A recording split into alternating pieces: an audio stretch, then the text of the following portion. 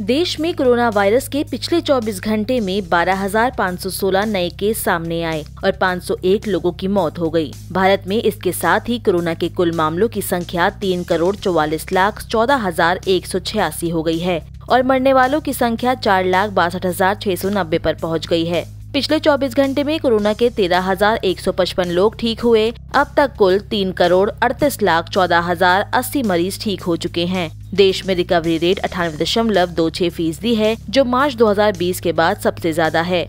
अगर सक्रिय मामलों की बात करें तो देश में फिलहाल कुल 1,37,416 एक्टिव केस हैं, जो कुल मामलों का 0.40% है, जो पिछले 267 दिनों में सबसे कम है। वहीं डेली पॉजिटिविटी रेट की बात करें तो ये 1.07% है, जो पिछले 39 दिनों से 2% से नीचे है। वीकली पॉजिटिविटी रेट 1.10% है, जो पिछले 49 दिनों से 2% से नीचे बनी हुई है।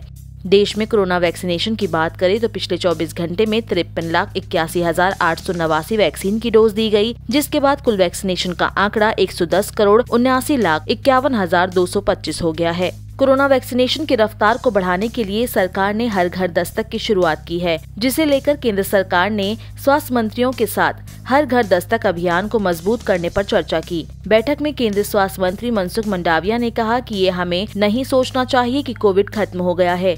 विश्व स्तर पर मामले बढ़ रहे हैं। राज्यों के स्वास्थ्य मंत्रियों से उन्होंने कहा कि हर घर दस्तक अभियान की प्रतिदिन निगरानी की जा रही है। 80% से ज्यादा टीकाकरण के बावजूद सिंगापुर, ब्रिटेन, रूस, चीन जैसे देशों में मामले बढ़ रहे हैं। मनसुख मंडाविया ने राज्यों से कहा कि किसी की टीके की डोज ना छूटे। केंद्रीय स्वास्थ्य मंत्री ने राज्यों के सभी स्वास्थ्य मंत्रियों से सामूहिक कोशिशों के लिए कहा कि ये सुनिश्चित करे कि कोई भी कोविड-19 टीकों के बिना ना रहे। कोरोना वायरस के खिलाफ अभी जंग जारी है। सरकार ने विदेश से आने वाले यात्रियों के लिए अब नई गाइडलाइंस जारी कर दी है। नई गाइडलाइंस के मुताबिक विदेश से आने वाले 5 साल के कम उम्र के बच्चों को भारत में आने से पहले या बाद में कोरोना वायरस का टेस्ट करवाने की जरूरत नहीं है। हालांकि अगर वो यहाँ आने के बाद सिम्टोमेटिक या होम क्वारंटीन के दौरान सिम्टोमेटिक पाए जाते हैं तो उन्हें टेस्टिंग से गुजरना पड़ेगा और फिर उन्हें जरूरी प्रोटोकॉल का पालन करना होगा। मंत्रालय द्वारा जारी की गई गाइडलाइंस में वायरस के लगातार बदलते वेरिएंट पर भी निगरानी करने की आवश्यकता पर जोर दिया गया है।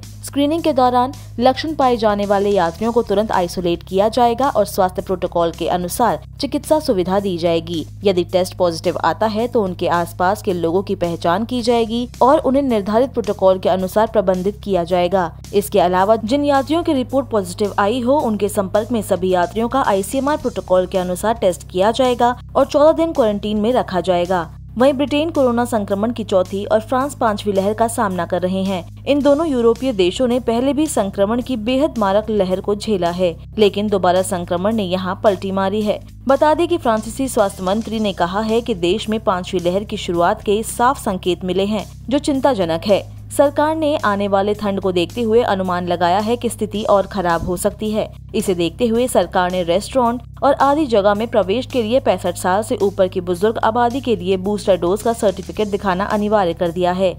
वहीं दूसरी ओर ब्रिटिश वैज्ञानिकों ने हाल में बोरिस जॉनसन की सरकार से अपील की है कि अगर वे पड़ोसी देशों की तरह समय रहते कड़े प्रतिबंध नहीं लगाते हैं तो सर्दियों में हालात बेहद खतरनाक हो सकते हैं।